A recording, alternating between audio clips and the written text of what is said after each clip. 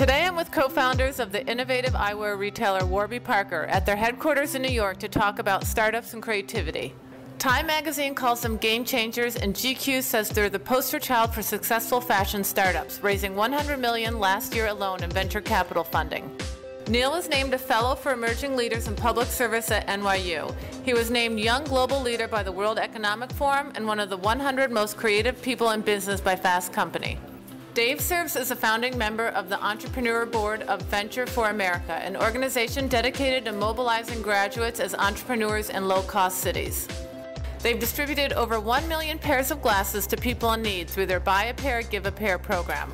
Their mission to help the world has increased productivity by 35% with an economic impact of over $200 million to underserved regions.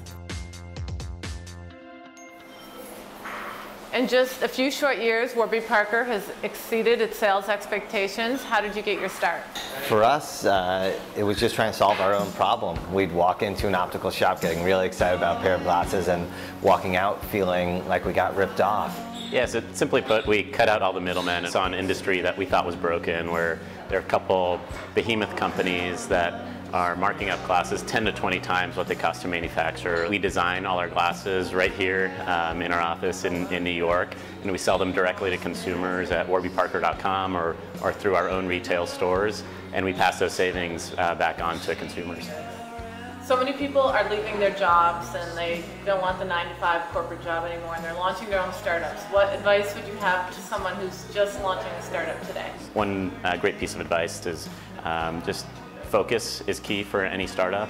One of our investors kind of used the analogy that if you're walking down a path to a giant pot of gold at the end and you stop to pick up every shiny object along the way, you're going to get too tired to actually reach that giant pot of gold at the end. And so strategy is as much about what you don't do as what you do. And with any startup, you're going to have limited resources, and so really need to focus on the areas where you have a unique advantage, that you have the opportunity to do something better than any other company in the world. General feedback about risk and failure with startups, what's your view on it? I don't think you can change the world by without taking risks. In an almost irrational view of the world, where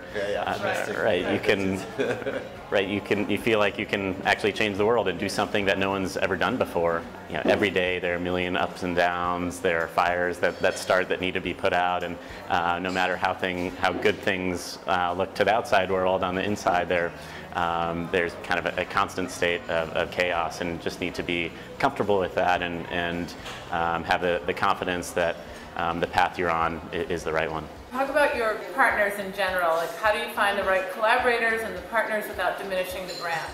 And we try to think pretty holistically about everyone that we work with. So whether it's kind of public-facing collaborators or even kind of our supply chain partners. So we work with manufacturers all over the world.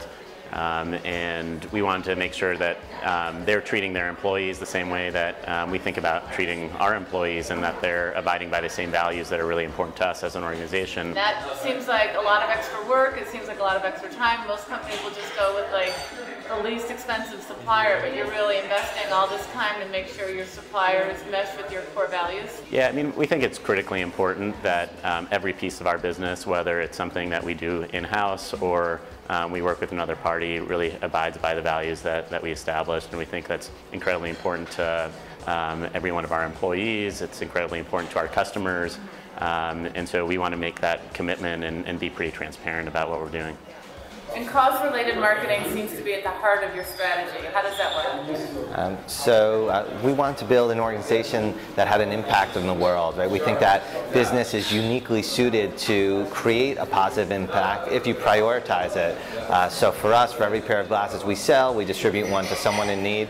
We've now distributed over 1 million pairs of glasses to people in need, which is really exciting, but it's, at the end of the day, it's actually still a drop in the bucket. Over 700 million people around the world need glasses. We as humanity are not being very effective here and need to make glasses available. That being said, we actually don't lead with our social mission.